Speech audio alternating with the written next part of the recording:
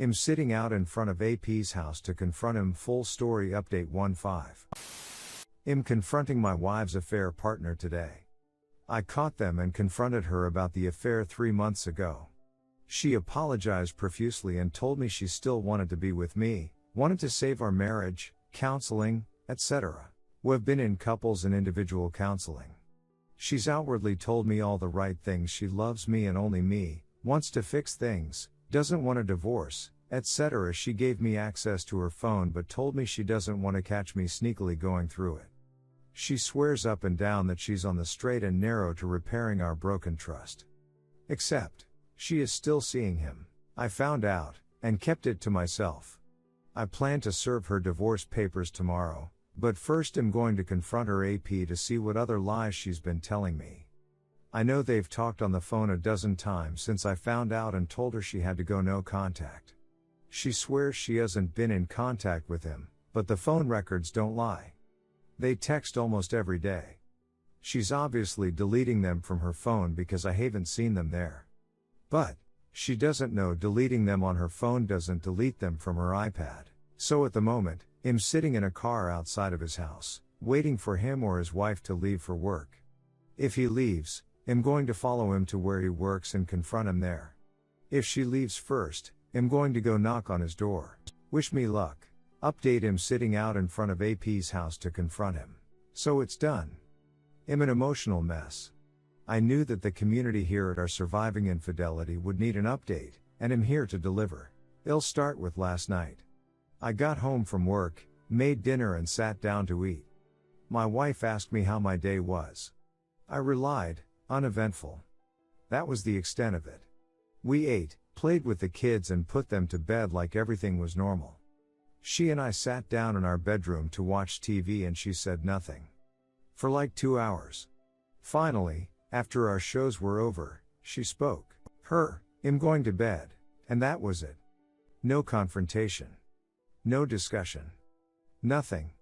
She went to bed and I stayed up playing video games for another couple of hours before I went to bed myself. I slept like acid, and finally woke up at 5 a.m. The reason I wanted to serve her today was that we had a marriage counseling session over the lunch hour. I had already read our therapist in on what I intended to do, so when we sat down and started the session, I didn't wait. I talked to AP yesterday. Yeah, I talked to him too. Yeah, I know. I don't get it. Why would you go talk to him? Because I needed answers to some questions I had and you weren't being honest with me. Oh yeah? Well, what did he tell you? Honey, he sold you down the river. What does that mean? He told me everything about what you guys have been doing. The sneaking around. The secret meetings. The lovey-dovey phone calls. Everything. Shocked. He told you? Yeah, everything. I then went on to list out all of the details I already knew of their texts, calls, meetings, dates, times, etc. She started to bawl. So it's clear to me that while you've been in here telling me one thing, your actions tell a completely different story. So I'm done. What do you mean you're done? Hands her divorce papers. I want a divorce. She took the paperwork in her hands like it was a venomous snake and stared at it. She then looked to the therapist for help. How do I fix this? I don't want a divorce. I want you. I want our life. I want to stay. Therapist, do you see where confronting AP is coming from? When your words and your actions are telling conflicting stories, you always believe the actions. Not the words. Your actions have told me all I need to know. How do we move forward from here without fighting, without vitriol, without dragging our children through the mud? The rest of the session was surprisingly cordial. There were a lot of tears on both sides. I expressed how betrayed and angry I am that she would continue this affair behind my back, thinking of me as the lovable idiot who would never know. She cried because her entire life as she knows it is ending. I told her I cut off her money supply, that she can use half of what we have to hire a divorce attorney. I told her she cannot live in our home anymore. She will need to go stay with family or friends. I told her I was done, and that there is no chance for reconciliation. She cried more. When we walked out of the appointment, she grabbed my hand and made another last-ditch effort to garner my forgiveness. I pulled my hand away and told her in no uncertain terms that was done, and I did not want her in my life anymore. She fell to the ground, sobbing. I walked out the door and left her like that. As I drove away from the therapist's office, I called AP's wife and left her a voicemail, saying, "I really need to speak with you. Please call me back ASAP." I then called my attorney and told her to file the paperwork, but to hold on the TRO unless things got ugly. My wife called and texted me several times after I left. I let them go to VM and haven't listened to them yet. I felt dead inside as I drove to her parents' house. Before I walked in, my phone rang. It was AP's wife, calling me back. He hadn't said anything to her. I told her I needed to meet with her in person. Could I meet up with her in an hour? She said yes, and we set a place and time. I walked into her parents' house and told them everything. Her mom started to bawl immediately. Her dad sat there, stone-faced. I told them that I love her and I tried to make it work, but that I refused to stand there while she continued to cheat on me behind my back. They were so totally shaken that it was hard to gauge their feelings. I told them that I wouldn't slander her or spread the truth around our friends and family, but that they needed to know the truth about why we are divorcing. I told them that I don't expect them to support me in all of this, and frankly I want them to support her because she's going to need it. This all goes back to my kids. If she cannot afford a decent place to live, I don't want my kids living in squalor during the time they spend with her. Her parents can, and will, support her financially. I told them I loved them, and that I would miss our relationship. Her dad and I shook hands and I hugged her mom before I left. Then I drove to the meeting place to meet AP's wife. I'm sitting in the car now, waiting for her to show up. I plan to tell her, show her the video if need be, and let her make the decision on how to proceed from there. If she needs me to be a source of emotional support, I will offer that. No one should have to suffer through this alone. So that's been my day. I still have to meet with AP's wife, pick up my kids from school and change the locks on my house. I have a security system set up at home, so if she chooses to steal or damage anything, it will be on video. She knows that, too, so I'm not too worried about it. More to come. Update 2, I'm sitting out in front of AP's house to confront him. So shortly after I posted my last update, AP's wife showed up to our meeting place. I could tell she knew something was up as soon as I got out of the car. She tried playing it off, friendly-like, but I could tell she knew something was up. I told her, I have something I need to tell you. It's not going to be fun, or easy to hear, and I'm sorry that this is happening to you, to us. My wife and your husband have been having an affair. She started to sob, immediately. I had to continue. I found out about it 3 months ago. At that, her head snapped up and she had rage in her eyes. 3 ducking months ago? Why the duck are you just telling me now? So I had to explain how I found out, what I did when I confronted my STBXW and how we were going through marriage counseling to save our marriage. She listened, nodding until I got to the part where I found out that they were still seeing each other. Then she started crying again. Look, I have to stop here for a second. I'm crying now, as I write this. I feel awful just putting this out in the world, like I'm spreading someone else's misery around. She did nothing to deserve this. Truth be told, I feel absolutely horrible about telling her. She had no idea. She told me she was wondering why I called her, and she figured it was something bad about her husband. But she had no idea that the affair was going on, that it was happening with my wife, that I had caught them, or that they had continued the relationship after being outed. Her entire world was crushed. And then I asked if she wanted to see the video. I have to laugh, actually. She thought I had a S-time video of the two of them, and at first was disgusted that I would even offer to show that to her. No, I responded, I met with AP yesterday and confronted him about all of this, and he admitted to it. I have a video of our conversation. She thought about it for a moment and said that she wanted to see it. I had taken some time yesterday to edit the video down, since it was roughly 20 minutes of him hemming and hawing and lying and denying things. I had edited a few choice pieces into a roughly 60 seconds clip, which I played for her. In it, he apologizes to me, tells me he ducked up, and shares a few more details about their ongoing relationship. She started crying again as soon as I hit play and she saw his face, and I stopped it and asked if she was sure. She was, and I let the video play out. At this point, there wasn't much more to say. I told her how sorry I was to be the person telling her. She thanked me for opening her eyes. I told her I knew exactly how she felt, because I was feeling the same things 3 months ago when I found out.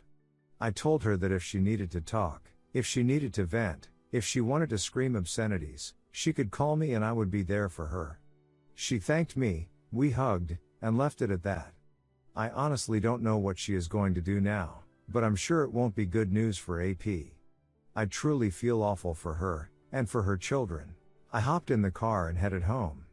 My phone had been blowing up during our conversation. My STBXW had been trying to reach me since I left her earlier today. I had checked the security footage at home, and she hadn't been home yet, so I headed there. When I got there, she was sitting in the driveway smoking. As soon as she saw my car, she started screaming. "You told my ducking parents? You low-life piece of shit." I hit record on my phone and stuck it in the front pocket of my shirt so I could get it all on video. I got out of the car in the driveway she was blocking the garage and answered her, "Yes, I did. They deserve to know the truth about why we are divorcing. I didn't lie or make anything up. I told them the truth, and I told them that they should love and support you through all of this." Took the wind right out of her sails. She went from rage to being a bawling mess in seconds. She kept apologizing, asking what she could do to fix things, telling me she never wanted any of this, etc., etc., etc. I listened, and when she finally ran out of things to say, I responded, "I told you everything I had to say at the therapist's office today. I have nothing more to say about this. I'll pick up the kids from school and feed them dinner. You're welcome to get some things, but you cannot stay here tonight. I suggest staying with your parents." At this, she got angry. "You can't keep me from my children." "No," I responded.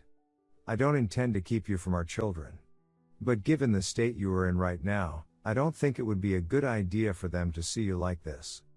I'll tell them you went to stay with Graham and Gramps for a few days because Gramps has been sick and Graham needs some help around the house. They will understand that, and they won't question it. But we need to decide how and when we are going to tell them about this, and it needs to be before the end of this week." She started sobbing again. My heart broke for her in that moment. I saw the woman I loved, the woman I married, the woman I pledged to spend my life with, raw and emotional and lost and hopeless. I hugged her and told her I was sorry that this was happening, but that this was the result of her decisions, and that I would no longer stand by and be married to a woman who would treat me like this. We stood there and embraced for a long time, her crying into my shoulder in the driveway. Finally, she pulled away and tried to kiss me. I pulled back and said, "That's not going to happen." She broke down again, and I turned and walked into the house. I went into the kitchen and fixed myself a very stiff drink. After 20 minutes or so, I heard her come into the house. She quietly went to our bedroom and I could hear her packing a bag. I stayed in the kitchen, and she found me there with her suitcase packed. "I hope you're happy," she told me. "I'm not happy at all," I responded. "I didn't want this. I wanted you. I wanted us. I wanted a wife who would love me and treat me with kindness. And instead, I got this. So no, I'm not happy at all." She screamed at me, "Then why are you doing this? Why are you throwing away everything we have?" "I'm not," I responded. "You threw all of this away when you went back to AP. Now I'm just cleaning up the pieces." She screamed a few more choice obscenities at me, but I wouldn't rise to take her bait. When she realized I wasn't going to engage with her, she left, slamming the door so hard it knocked a picture frame off of the wall in the back hallway. I heard her screech out of the driveway, and she left. I finished my drink, and replayed the video of her screaming and cursing at me. If things get bad, I've got enough video evidence to keep myself protected, legally. I picked up the kids after school and brought them home. I explained that Mom is going to be staying with Gigi for a few days. The kids were sad, but didn't ask questions. We played, ate dinner, and they are getting ready for bed. I haven't heard from STBXW, AP or AP's wife in several hours. The house is going to be very quiet once the kids go to bed, and frankly, I may sit here with my bottle and just pour myself a few more drinks before bed. Thanks for all the support. Update 3, I'm sitting out in front of AP's house to confront him. The aftermath, week 1. I've mentioned already that I talked to AP's wife on Friday. She told me she is not ready to end their marriage and that they are staying together and are going to try and make things work. They are in counseling. They have children together, and I don't begrudge her trying to save her marriage. I did the same thing when I was in her shoes. Their kids don't know. I wish them nothing but the best, and I hope they are able to work things out. She asked me not to contact her while they work on things, and I fully intend to respect her wishes. I hope they can salvage things. My wife and I had another therapy appointment on Friday where we exclusively discussed how to tell the kids. She told me that doesn't want to get divorced. She begged me over and over again not to go through with this. I told her that she made the decision for me when she went back to AP after I'd told her not to. She told me they hadn't slept together again after I found out lie and that she didn't discuss the details of what she and I were going through lie. When I confronted her with what I knew again, she broke down and told me she knew what she was doing was wrong, but she didn't think about the consequences, just that she needed someone to confide in AP because she couldn't talk to anyone else about it. You know, like me. Her husband. Who she was supposed to be trying to work things out with. Even when I do consider forgiving her and giving it another shot, I just keep going back to the lies and deception. She just keeps digging her hole deeper. Lying to me about sleeping with AP again, lying to me about what she told him. It comes so naturally to her that I know I can never trust her again. The lies just roll off of her tongue as if she believes they are the truth, and if I weren't so informed, I'd believe her. But I know better.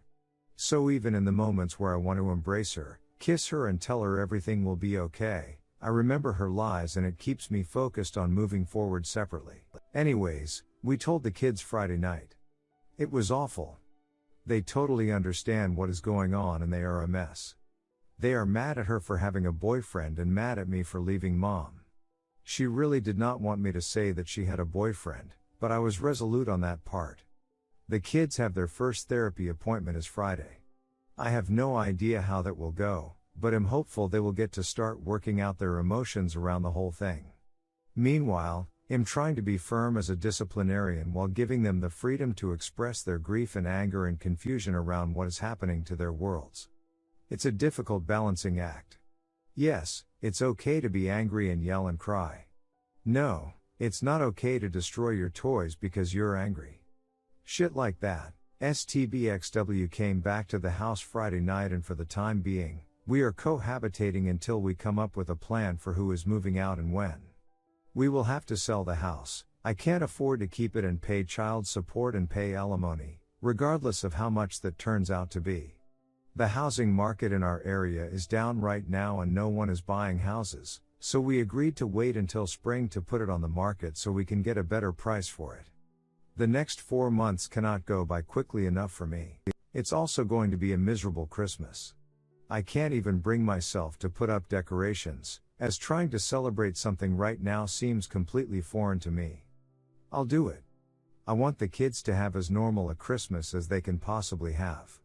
I just need to find the time and mental bandwidth to drag the tree out of storage and put it up. She's sleeping on the couch.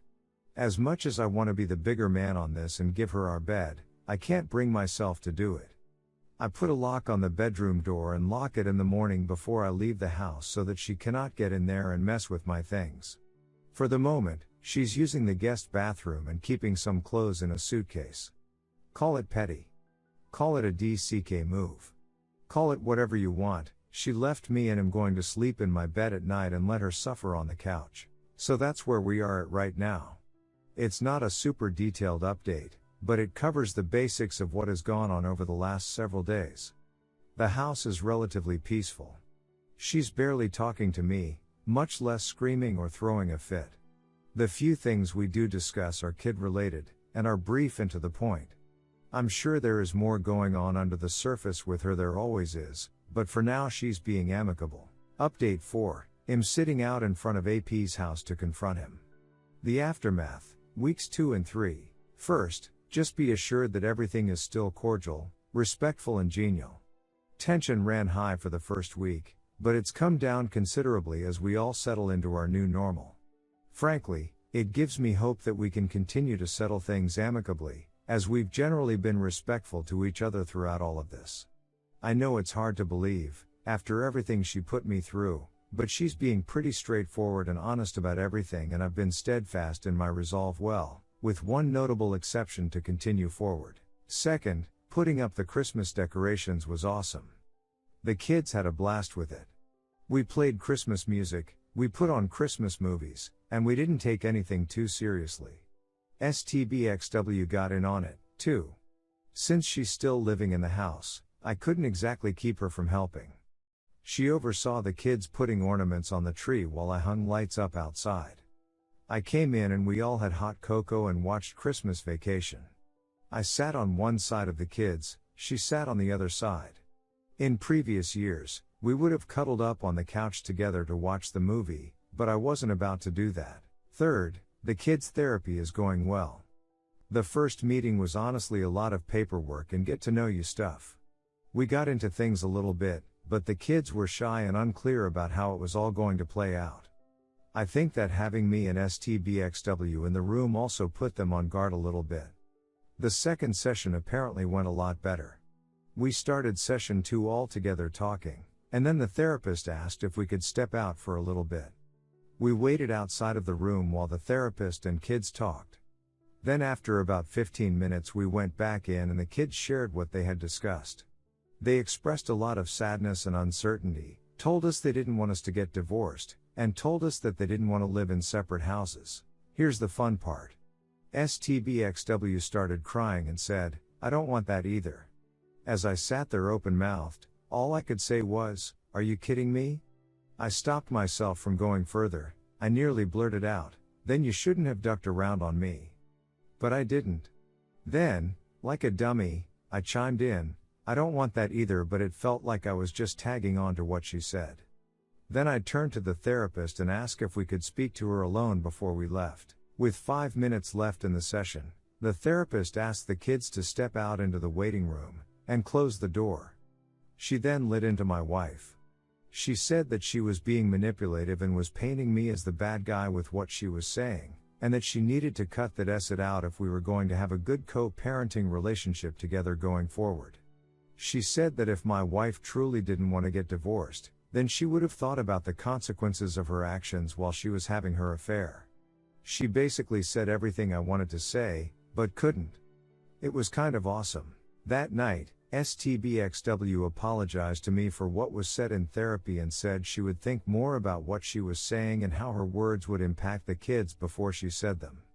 It was about all I could hope for. Outside of that, work is good and Christmas prep is coming along nicely. Oh, and I accidentally had time with my wife. Yeah, that's the above referenced exception to my resolve. Here's what happened. Rewind back to the night we put up Christmas decorations. It had been a great day, we all had a good time, watched movies and enjoyed being together. It was just like it had been before all of this it went down. We put the kids to bed and sat down to finish watching It's a Wonderful Life, which is her favorite Christmas movie. We had both been sipping on eggnog and brandy throughout the evening, and between the warm feelings and the warm brandy, I didn't realize how much it had impacted my judgment. She leaned over and kissed my neck, softly. I turned to her and we went at it like a couple of teenagers. I wish I could say that I wasn't thinking to myself, "Don't do this," but I thought about it. I just went against my better judgment and did it anyways. It had been so long since she and I had been together, I know I wasn't in my right mind. That said, it was great, we both had a fun time. But as I lay there afterward, I just started to get disgusted with myself for doing it. After all of this time, after all of her betrayals, after all of my good progress, I'm still pissed at myself. And now I've got to deal with all of the fallout from this. I told her that night that it didn't change anything between us, that I still want a divorce.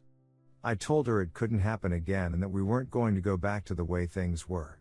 She agreed. I mean, she said she agreed, but who the hell really knows with her? I haven't had a chance to discuss it with my therapist or with our marriage counselor, who we are still meeting with. And I've got to go get an STD test because I don't know if she picked up something from AP or not. I don't have to worry about a surprise pregnancy because I had a vasectomy several years ago, but the rest of it just absolutely boggles my mind. How I could have been so stupid and let my guard down. I'm sorry to disappoint anyone here with what happened. I'm imperfect. I'm pissed at myself. And I'm not going to let it happen again. Update 5. I'm sitting out in front of AP's house to confront him. A year later, let me start out by saying that my wife and I ultimately decided to stick it out. Yes, I know that will disappoint a lot of you. I know that I struggled with feelings of disappointment in myself for most of last year. We are not back to 100%, nor do I know that we ever will be, but things are certainly better. To get to this point took about 9 months of intense therapy, both individually and together, along with therapy with our kids. We both had to be willing to forgive and move on. Frankly, I consider it to be something of a miracle that we made it this far. Here's how all of that went down. After my last update, I made it clear that we wouldn't be sleeping together again. We continued to go to couples therapy and she really started to open up about what she was thinking and feeling and what led her to reunite with AP. At some point, probably in March, it became clear to me that something had changed in us both. We weren't going through the motions, we were honestly expressing ourselves to each other. She had deep-seated fears of becoming lost in being a wife and mother. She wanted something that was missing and tried to get it outside of our marriage. Don't get me wrong, I wasn't falling for a con. I truly believe she was lost and looking for something she was missing. Yes, she should have looked for it with me, but she didn't. I have forgiven her for that. I expressed all of my hurt, pain and how shattered my trust had become. I was fearful of getting burned again, and honestly I still am to a point. I know it could happen. Really, anything can happen. But I've given up on my need to control things and have handed it over to my faith in her that she will never do something like this to me again. It's not just that, I derive a great deal of inner peace from having a plan. That's just who I am personally. I have a need to plan and work through details, and doing that gives me comfort. I know what I would do if I ever started to question her loyalty or found evidence of her cheating again. That plan gives me strength, and allows me to put the hurt out of my head. For months, her cheating and lying was all I could think about. Now, I rarely think it anymore. She has not spoken to, reached out to, or checked in on AP in over a year. I know this because I have access to her phone, laptop and Facebook messages which she agreed to allow me. For a while, I was tempted to check her stuff every single day. It was hard not to want to go through every single message and question who she was texting and why. But with time, my desire to check in on her subsided. I always made sure that I did it randomly and without warning, so I could catch her if I needed to. I haven't done that in probably 2 months now, and I don't think I'll do it again unless something makes me suspicious. Again, therapy helped considerably on that front. I have not spoken to AP or his wife since I last reached out to her in December of last year. Frankly, I'm fine with that. I can see on Facebook that they are still married, but I don't dwell on it or check it often. I've set her profile so that it doesn't show up in my newsfeed, and I honestly think the last time I checked it was 3-4 months ago. I don't care what happens to them anymore. We sort of separated ourselves from the group of friends we were running with and made new friendships. I don't think that the old friendships were outright toxic, but those couples had different priorities that did not align with who we wanted to be as a couple. They were very social and outgoing in a way that was okay with drinking to excess, doing drugs, bragging about money and social positioning. They were nice people, but ultimately not who we wanted to spend our time with. Our new group of friends is great, still social and outgoing, but without the excessive drinking and drugs, more focus on family and a more positive atmosphere all around. We spent New Year's Eve 2018 with our old group and woke up New Year's Day hungover and worthless. We spent Nye this year with our new group and still had a great time, but got home with the kids early enough that we were able to enjoy ourselves and our kids on it. Our kids know that we are staying together. We decided over the summer, June? July? to put the divorce proceedings on hold. It was originally scheduled to be done in March-April, but we decided early to push it back. Going through the list of our belongings and trying to decide who got what was really tough, and I honestly think it also contributed to both her willingness to open up and make things work and my willingness to give it another shot. We told the kids we were no longer going to get divorced, that sometimes mommies and daddies need to work through hard things and that we were going to keep trying to work through this. She moved back into our bedroom in August and I took the lock off the door. Life is not perfect, but it's better. And it keeps getting better every day. She expressed to me on Christmas how sorry she is for everything that she put me through and how she will keep trying every single day to rebuild my trust and love. I do love her, probably now more than ever. I understand now how couples can make it through something like this. We planned a family vacation together this spring while the kids are on spring break from school and I think we are all really looking forward to it.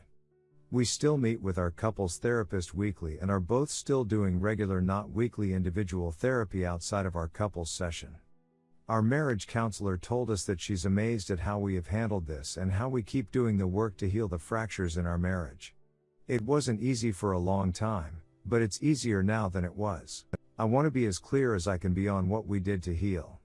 I know that the rest of this post is somewhat vague, but I want to be crystal clear on what we did to make it work.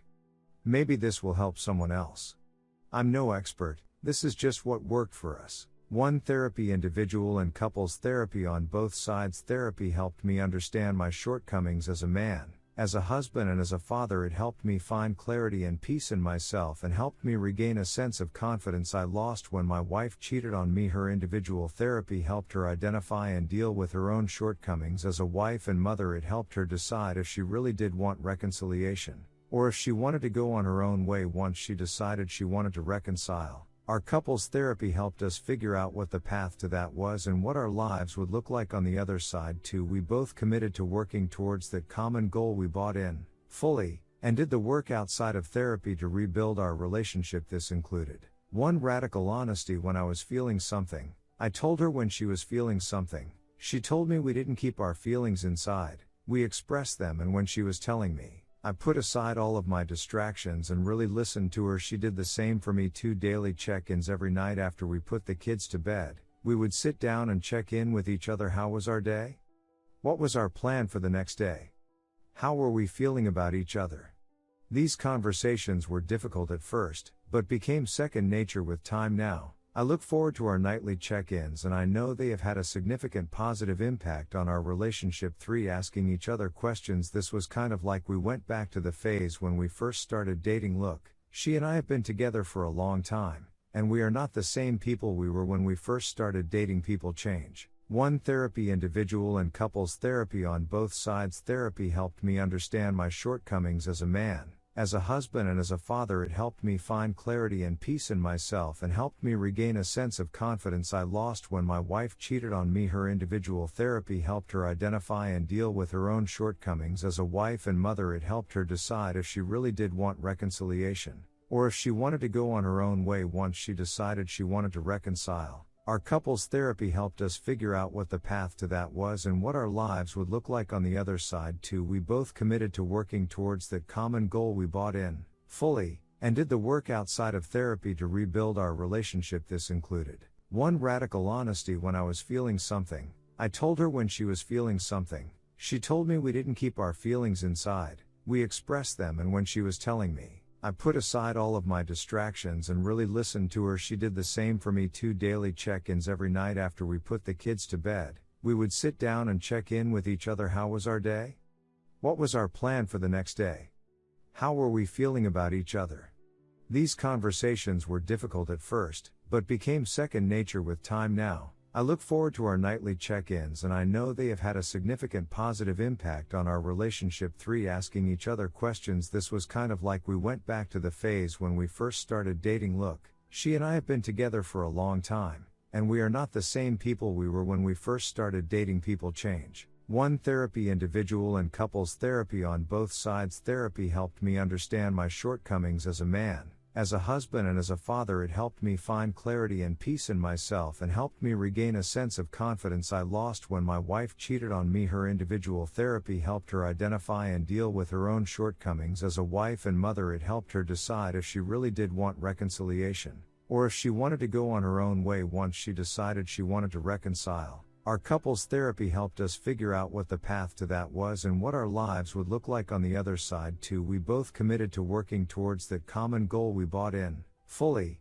and did the work outside of therapy to rebuild our relationship. This included 1. Radical honesty. When I was feeling something, I told her. When she was feeling something, she told me. We didn't keep our feelings inside, we expressed them, and when she was telling me, I put aside all of my distractions and really listened to her. She did the same for me. 2. Daily check-ins. Every night after we put the kids to bed, we would sit down and check in with each other. How was our day? What was our plan for the next day? How were we feeling about each other?